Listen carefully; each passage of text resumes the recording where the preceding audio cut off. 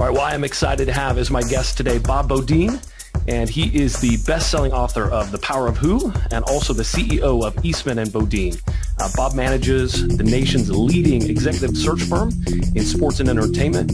He has helped shape the leadership teams of some of the world's most innovative and dynamic businesses in the NBA, Major League Baseball, the PGA Tour, NASCAR, and many, many more. Bob also works with major college athletic programs. He's placed over 30 athletic directors, football and basketball head coaches, and Bob is also the graduate of Southern Methodist University. He and his wife Cheryl recently celebrated their 25th wedding anniversary. And Bob, I'm just really excited to have you as my guest today. Thank you for being here. Hey, great being with you, Jay. So let's start here. For people that haven't read your book, maybe they haven't heard me talk about it. Perhaps, I doubt it, but maybe they haven't heard that much about it. Give us a little bit of background, a little bit of the story of The Power of Who. What led you to write this book? So as an executive recruiter, I get 52,000 resumes a year, and they send it to me, "Dear sir, to whom it may concern, dear recruiter." Dear recruiter, that's an oxymoron, isn't it? This is kind of funny stuff that people have got a kind of a random approach that's totally the opposite of how they work and do their some facets of their job, or how they live pieces, and then in other lives they live totally non-relational.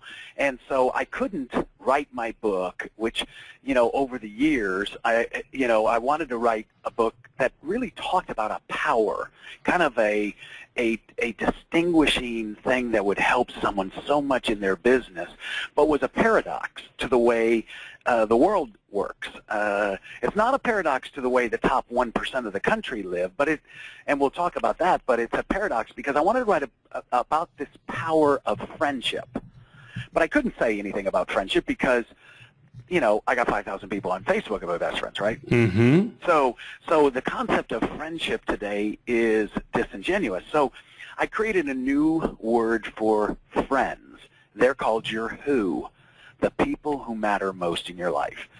Now that we have an issue, so the people who are listening on your podcast, they do what I do. So I not only I didn't just write a book, I'm not just an author, I actually am the CEO of an executive search firm, and so my dad started the executive search industry in 1967 out of McKinsey, and then we had offices in Chicago, New York, LA, San Francisco, and 15 countries in Europe, and I've done everything from CEOs of every major insurance company, reinsurance, mortgage banking, I've done everything from, studios to PricewaterhouseCoopers, to you name it, every aspect of consumer products, goods, retailing, and that for years.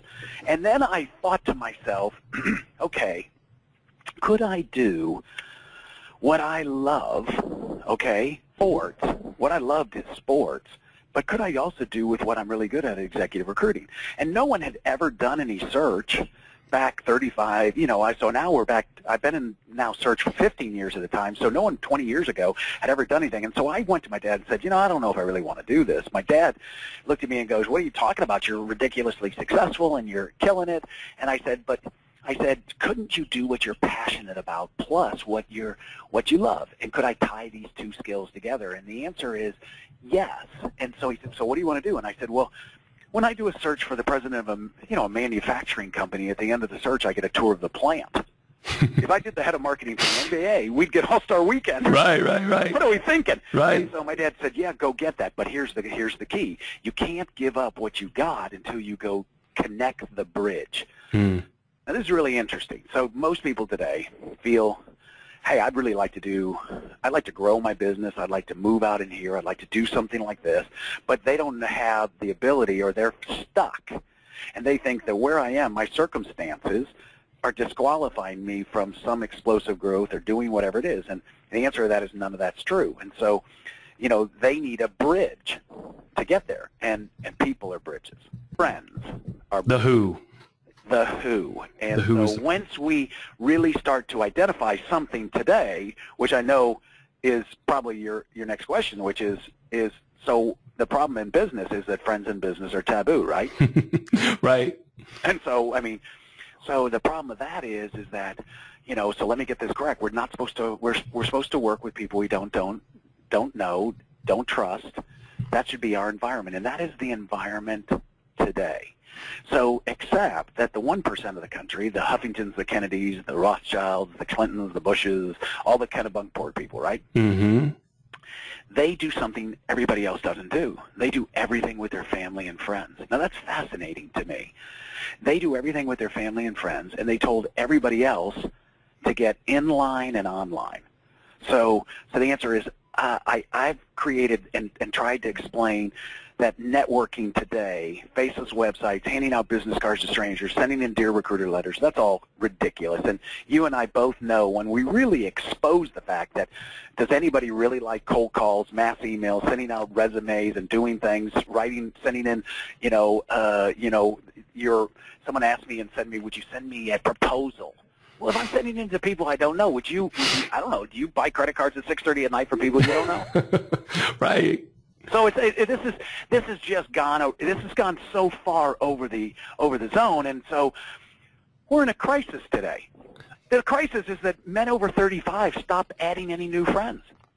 Men over 60, then the 35-year-olds. It's interesting. They just haven't realized it yet. We're in the people business, you and I. But right.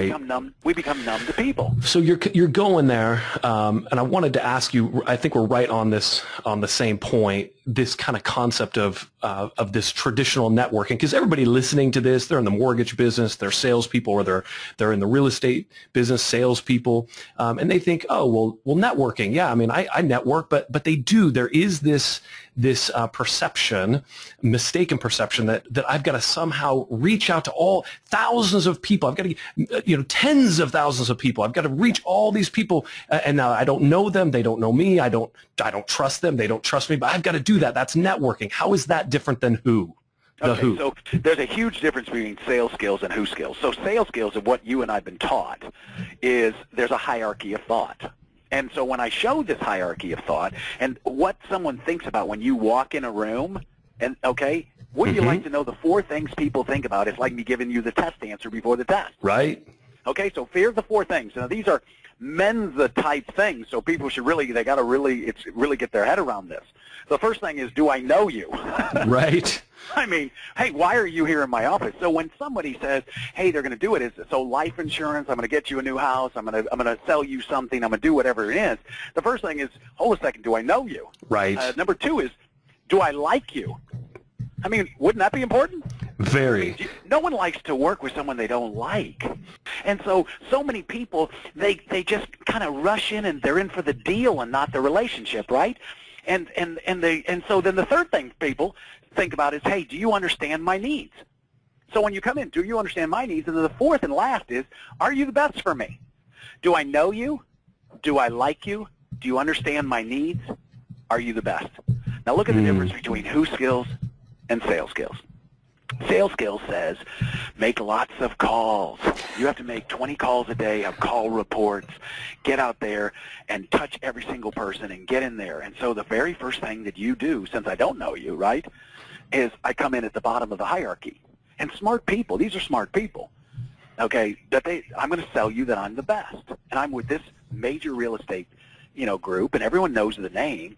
But the companies are only as good as the people, and I got to know you, because sales, isn't it about trust? I mean, you could work for somebody, but I don't know you. I mean, I don't have any feelings. So the answer is best doesn't work. So they move up the ladder fast, and I'm going to tell you I understand your needs. So, Jay, are you married? Yes. What's your wife's name? Heather. So does Heather let another man understand her needs if she didn't know him? Boy, I would hope not. Absolutely not. I love the answer to your thing, because it's the correct one. I would hope not. Okay, so look at, no CEO, no person is going to let them talk about my needs when I didn't know you yet. That's right. It's just uncomfortable. This is awkward. And yet, every company in the country goes this way. They start bringing your brochures. They start selling me stuff as if that matters. Right. I don't know you. Then I'm going to get you to like me. So I come into your office. I start looking around your office for sports stuff. I'm going to talk about the Cornhuskers. I'm going to talk about the Missouri Tigers. I'm going to do this. Right. All that's crap. Right. That's a bar technique. And then it's going to come up and it's going to say, do I know you? So here's the thing. Who skills? I go into the meeting, and so I say my great friend Jay Hughes is my bud. And now I'm bringing you into the office even though you're not there with me. You've already recommended me. Look at references, endorsements, and testimonials are your greatest, assets in life. A name is to be thing. My dad, when I would go out at high school and go out, and he says, now listen, I've spent a lot of time on the Beaudine name. Do not mess this up tonight. Okay? And so knowing someone, so I walk into the room and then they say, hey, Jay, and we're talking about this, and then all of a sudden I'm trashing you and he's trashing you and we're having fun, and now, listen, meetings and deals are done in the first 5 minutes. So before I finish this, let me just digress a second. So in the last 35 years of doing executive recruiting, something phenomenal I found out, and that is I've interviewed presidents of the United States, generals, CEOs, studio heads, you name it, and I ask them a question, and each one can tell me one 5-minute conversation that changed the entire trajectory of their life. So national sales meetings say that it takes 5 times to call on someone to get their piece of business. But in America today, 50% of people quit after the first call. If I didn't get it, I quit. Right. 30% quit after the third call. 10% quit after the fourth. And only 10% go for the gold. I thought that was funny and so I went out and dang, I went and found that there were 2 guys that I called on 4 times and quit. I immediately flew out to them and I said, hey, look, I just read this book. It says if I call on you 5 times, I get your piece of business. And he says, I hope this isn't our 5th time. And what's funny is because I had spent all the time and they were so proud and pleased that I came back, as I told the story, I get hands all over the audience that people will tell me that I've got some guy who's calling me, I have some woman who called on me, and they've called on me 4 times. If they came in one more time, I'd give it to them. Right. And so we quit too easy. The great news. So first off, 87% of all jobs and all deals are done through friends. So we have to call crap on this aspect that friends and business are taboo. You and I both know that the only reason you're going to get my job, the reason we're on the phone, is you and I are great friends with Jim McMahon, one of my buds. That's right. I've known him. So that makes you and I really close because his friend is my friend. And we have a better chance. And so we talk about that, and it aligns us because I know Jim's core values. And then as you and I started to talk, we started to share ours. And what happens is we immediately transcend a whole lot of time that's not necessary. And immediately I like you because the power of favor walks in the room with us. It's unbelievable. And so what, you'd rather make a cold call? I mean, you got to be kidding me. Yeah, no kidding. No brainer. Needles in my fingers. I mean, so people do this. So I like you, and you have a 94% chance of getting the job. I think you should know statistics, right? 94% chance of getting the job if I like you. Look at people pick people because of people. So I live in a neighborhood with Zig Ziglar. And Zig passed away last year, but Zig was one of my heroes. And I used to see him every day, and I'd drive out of and he lived 2 streets from me, and I'd drive out, and I'd see him walking down the street, and I'd go, Zig, hey, over the top, Bob, better than good. And I'd always stop. And so one day, he said, I was sitting with him, and he said, so Bob, he said, what do you think of this quote? And I said, what? He said, I think this is a John Maxwell quote. And I said, what's that? And he goes, people don't care how much you know until they know how much you care. And I said, yeah, I like that. I wish I wrote that. And he says, it's 2 words short. And I go, what's that? People don't care how much you know until they know how much you care about them. About them. Yeah. So one of the problems today in Who Skills is we I did the study, and that's how I started out my book, that there's 5,365 people that know me now. I mean, it took me 5 million miles on American Airlines to do it. And nobody was more foolish than me. So if you're out there and you're in sales, I've already done it twice as many things stupid than you've done. And the answer is, but I did a study of who's touched my life out of the 5,365 people or so. How many people touched my life or given me business? I think those are the 2 distinguishing marks. Touched your life in some positive way or gave you business that increased your livelihood, and they trusted you and wanted to do business with you. And then I was stunned when only 87 out of 5,000. Holy cow, what the heck was I doing? I was just going out to a bunch of people and shaking hands and doing it and spending time, and I was spending a lot of time. When I focused and refocused my business around the 87, my business quadrupled.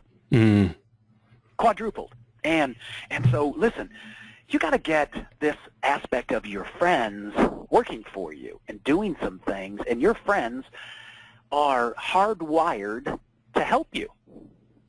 But we don't like doing that, right? No, we don't. And that, I wanted to ask you about that specifically. You know, you in the book, you make the case that our friends that they really do. They want to help us. They want to help us.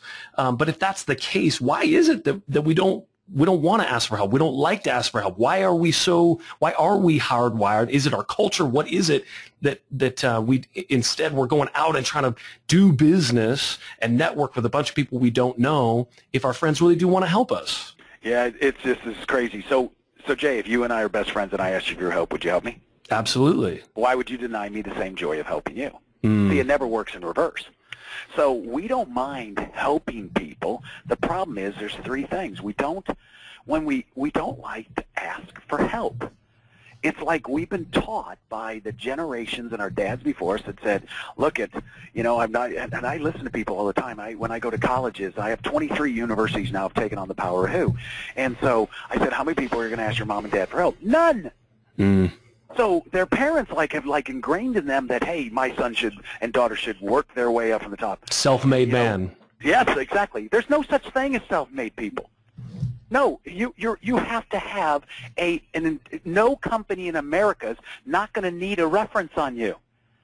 So you're telling me that if your dad opens a door for you, if I open a door for you to a piece of business, can I do your business? I don't do what you do. Right. I'm just recommending you as someone they can trust and has done work for me, and I think they're fantastic.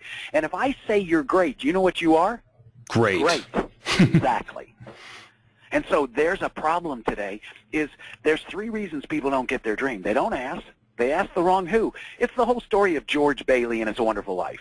So George Bailey's just about to get out of Bedford Falls, and his dad dies. And so, people remember the story, It's a Wonderful Life. It's fantastic. But the story is within a little story here that's so good on this subject. And that is, all of a sudden, he either got to turn his savings loan that his dad died, which he worked for this whole little town, or turn it over to the evil Mr. Potter, or jump in and save it. So he saves it. Because just like this is this whole business you're in. Right. He saves it, everything goes great, until all of a sudden, bam. I tell people that the great philosopher, Mike Tyson, he said that everyone has a plan until they're hit. Well, dang. Right. This guy might be smarter than we thought. Right. And so what's the next hit? Well, at first his dad died. The second, his Uncle Billy loses a large cash sum. He's about to go into bankruptcy. So now, obviously, he's built this whole town. The whole thing's It's a Wonderful Life. So he goes back to his friends and says, help me. No. He goes to Potter. That's what people do all over the country. They're doing savings websites, thinking that they're going to get their next job in drop-down boxes from LinkedIn. Come on. Come on.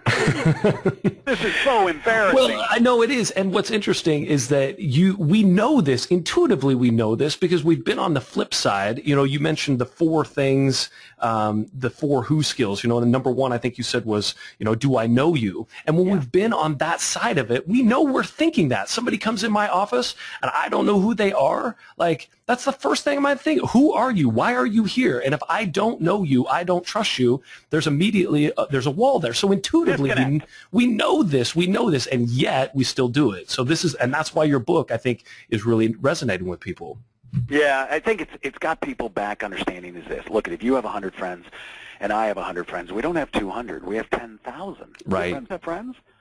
So there's a cascading, overlapping, interconnecting aspect that, I tell people all the time is God did not give you the wrong friends. Listen, in this whole concept, Jesus had 12 friends, 3 close, 1 best. Everyone knows who he is. 2,000 years later, he's still signing new recruits, still doing deals. Yep.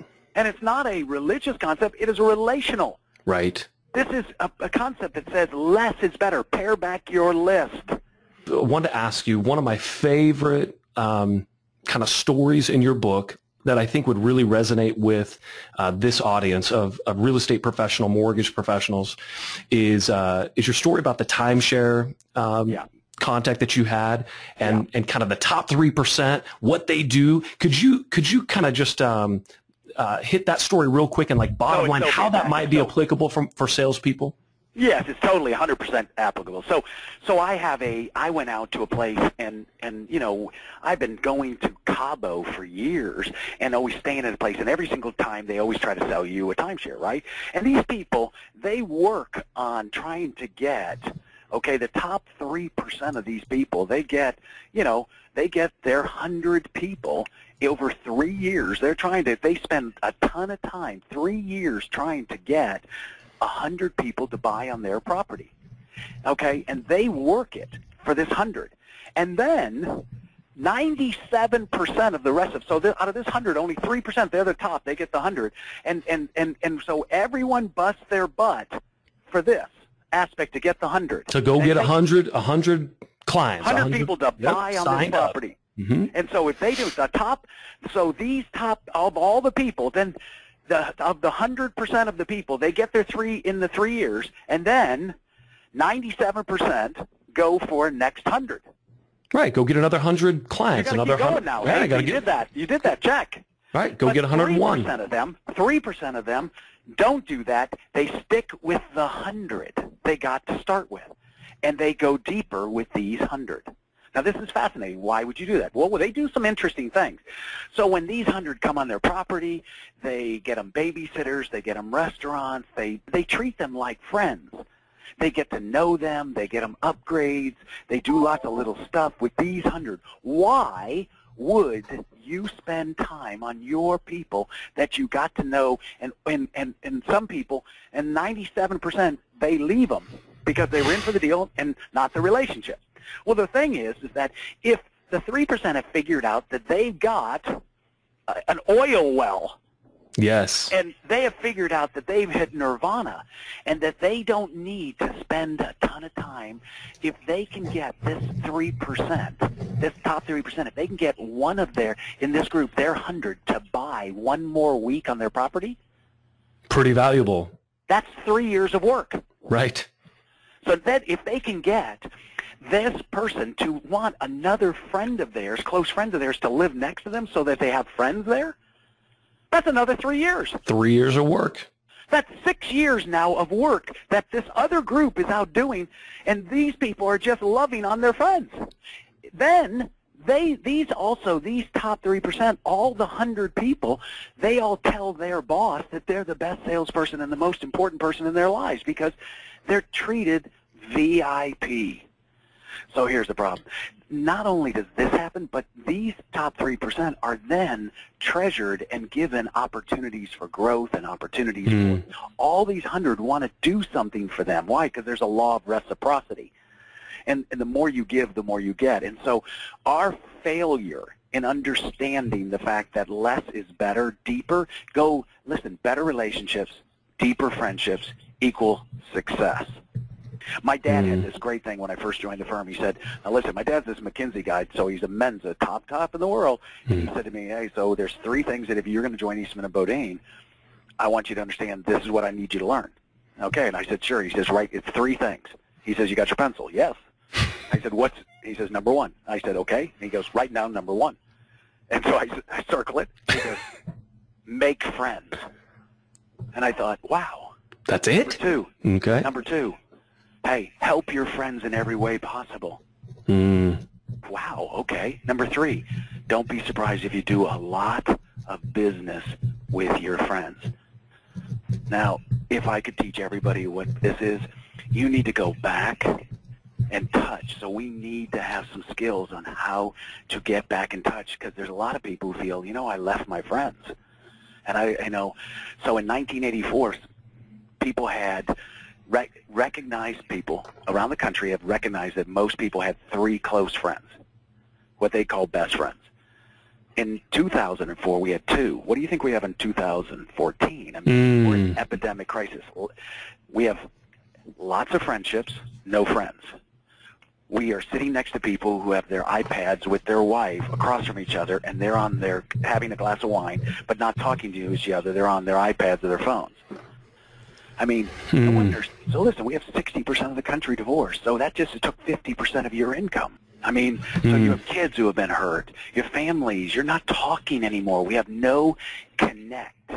We have no dialogue. And so some people are looking out and listening to us, and they're thinking, so how do I start back? And I'm going to call someone that I'm trying, that I know and I haven't talked to in a while.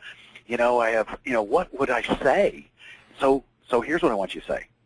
Hello. How are you? What are you doing? I'm thinking about you. What are you working on? How's your family? Tell me about your kids. Be real. Yes, it's just people. Listen, we do a thing called Who Friday, and every Friday the whole firm stops work at 2 o'clock on every Friday, and we do Who Friday, and we call our friends and say, hey, I miss you. I love you. What can I do for you? And in those conversations, we change the entire trajectory of their life.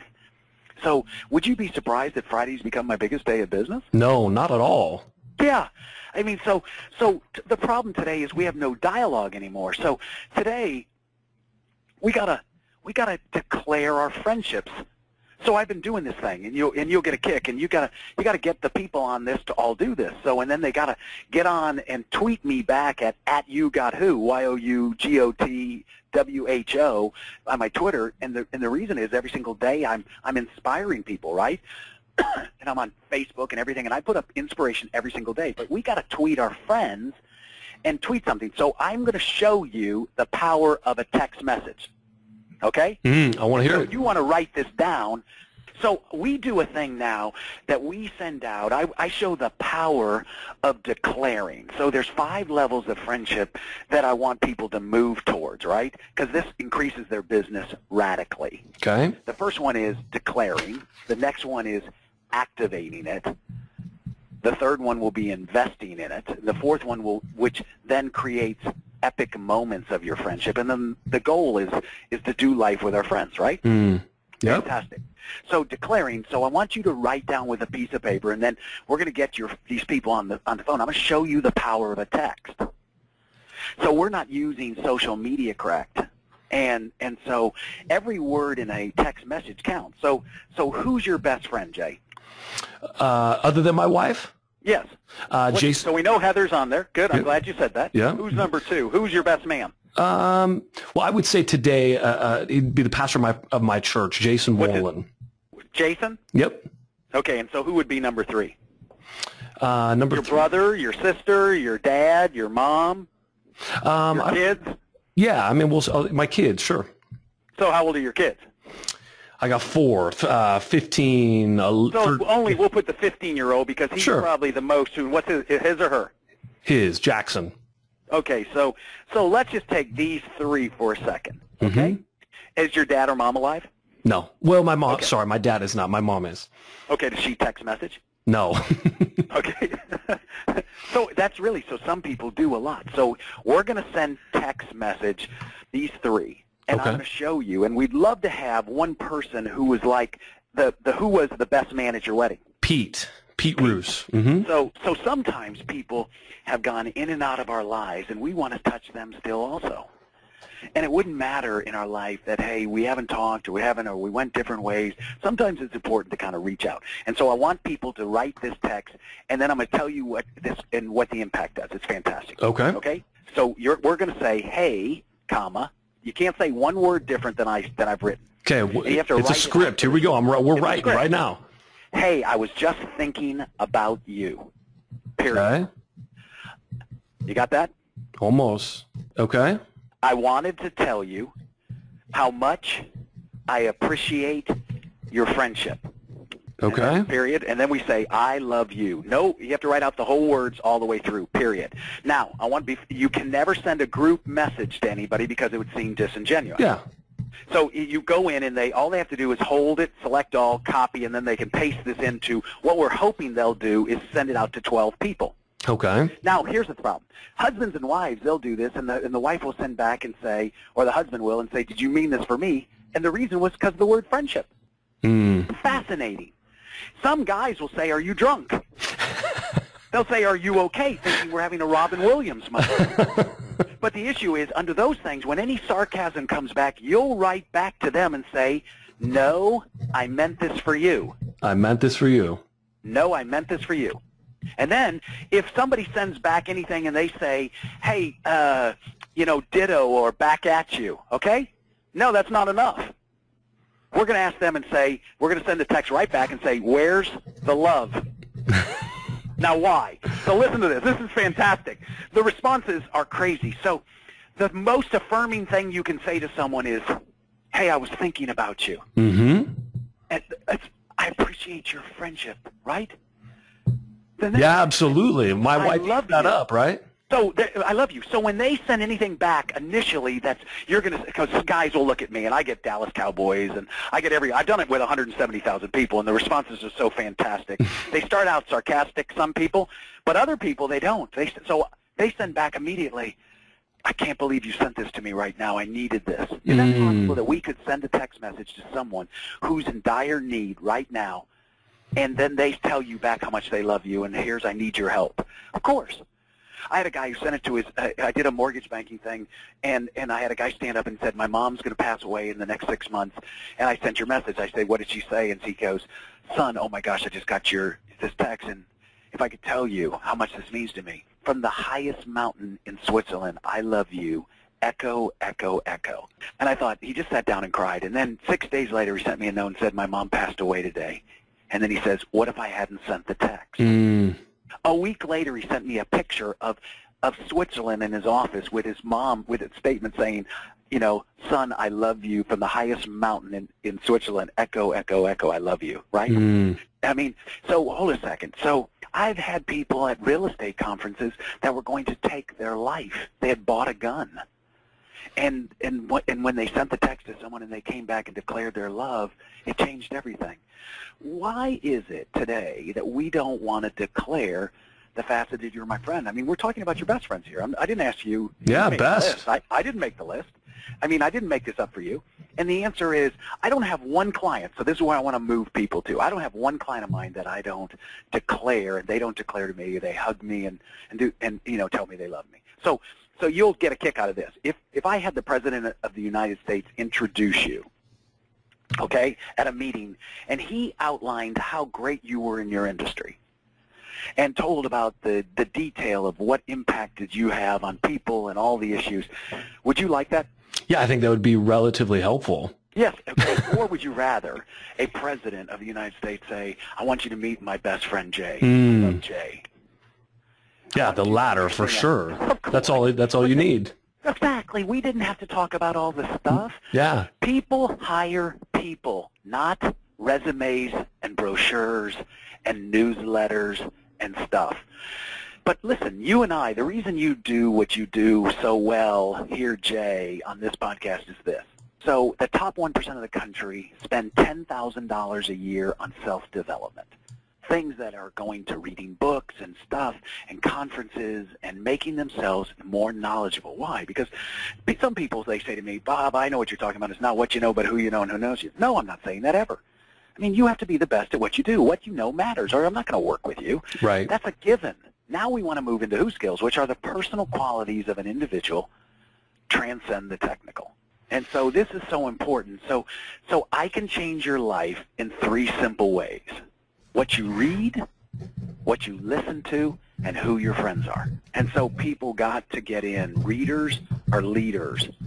What you're listening to, what do you let your heart get touched by? What are you watching on TV? What are you doing in this process?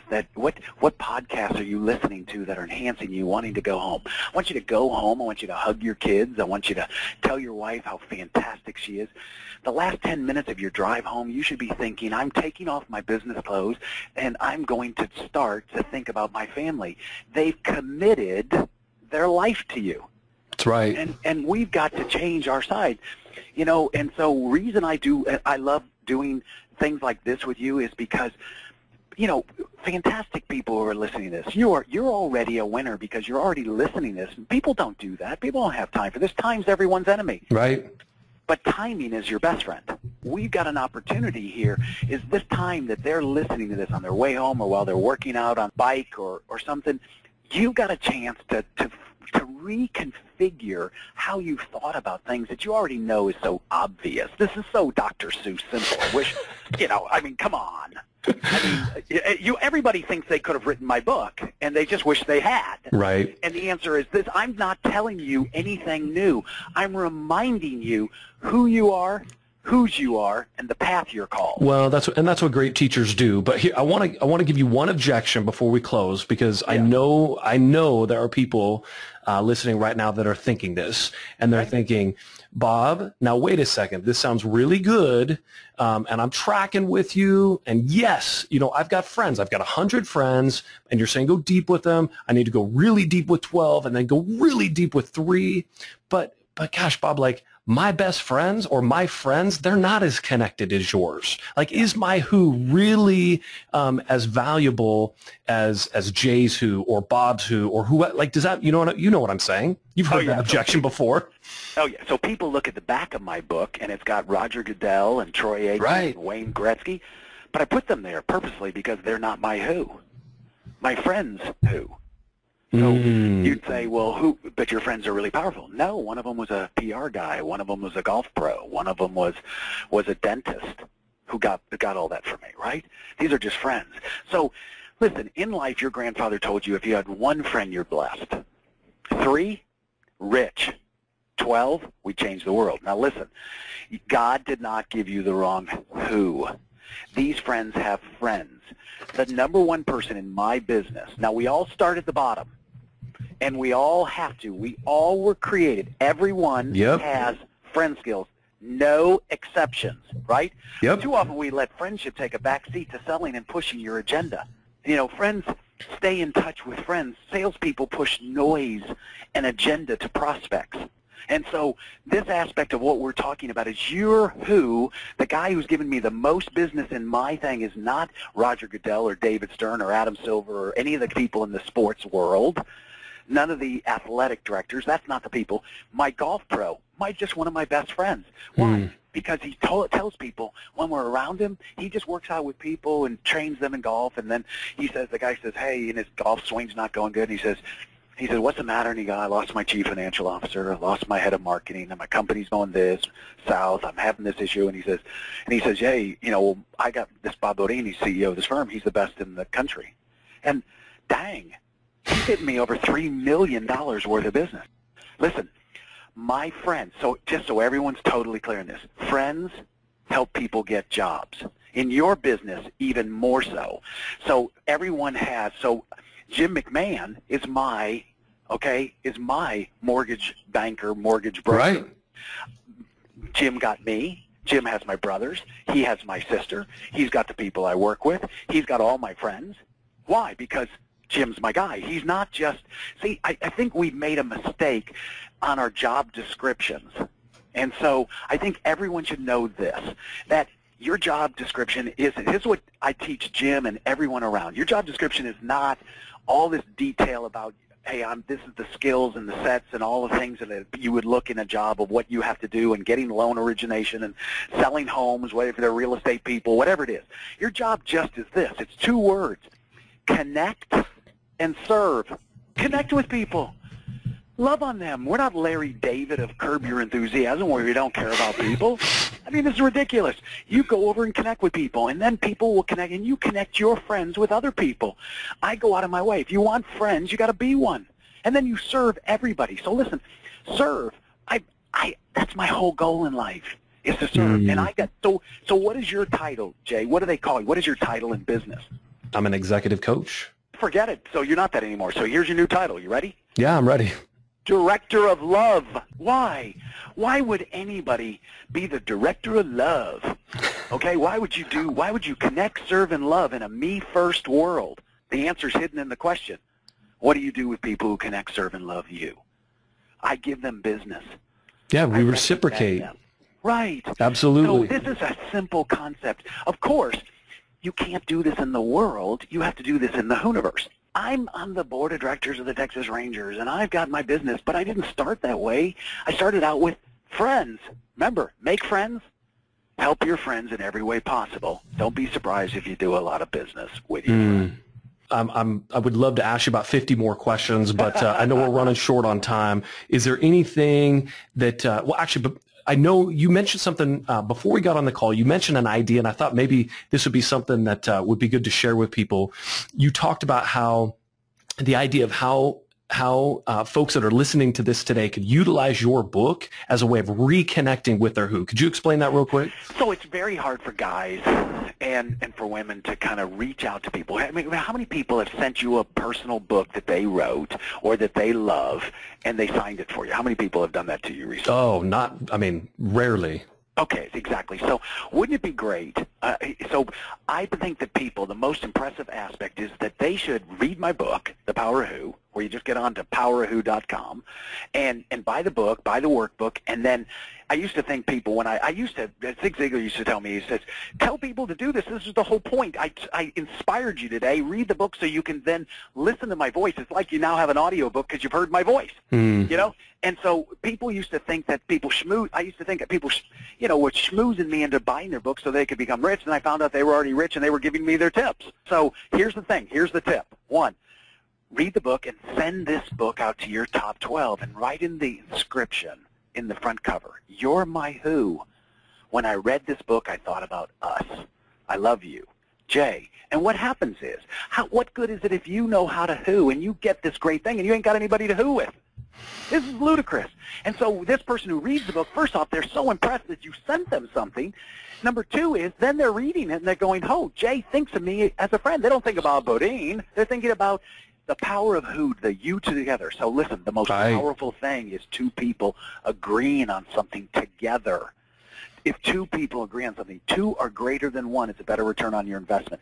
So men who can't tell anybody that they want to be their friends, this is a great chance to kind of do it, and then we get out. So the other piece of this is, hey, look, only the inspired in life inspire. You guys, everyone listening today is an inspirational salesperson. I'm trying to move you to this who person who can double and triple and quadruple their business. God digs that.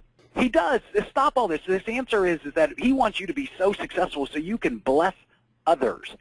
And so only the inspired are. So where do you go for your inspiration? Every single day for the last 7 years, I put up inspiration on LinkedIn, Facebook, Twitter, Google, all these, Instagram. Why? Because, now when I started with one, my last Facebook went out to 5.6 million people. And so this isn't about friends, but if you get on, and there's one of mine you can't get on in Facebook, the other one you can, but mine is that if you mark and like or comment, I'll comment back to you. I mean, it's not anyone but me, and so those are important. All the people you want to know. This aspect of social media, you can't not be involved with it, and everybody should be creating their own things like you are. They should be creating podcasts. They should be touching people. I'm just so proud of you, Jay. You're just doing a fantastic job. Well, thank you, Bob, and I hope those of you that are listening will take some initiative and number 1, go out and get Bob's book if you haven't already. Make sure and read that, and then seize on that idea of getting that in the hands of the people that you know, that you like, that you trust, you've already got great relationships with, and get a copy in their hands and begin that conversation to go deeper in relationship and reestablish trust that maybe has been eroded because you haven't spent time with your who. Again, my guest today has been Bob Beaudine, and he's the author of The Power of Who. You can find his book at thepowerofwho.com, and I know it's on Amazon.com as well, and many other retailers. Bob, thank you so much. It's been a pleasure to talk to you today, and I just really appreciate the fact that I was able to connect with you through Jim, and what a great example of how the Power of Who works. That's exactly correct. Most people who we said would be the big objection, well, it wasn't an objection enough to get me and you on this podcast, was it? No, not at all. Well, hey, thank you very much. And this is Jay with Press On, and hope you guys have a great day.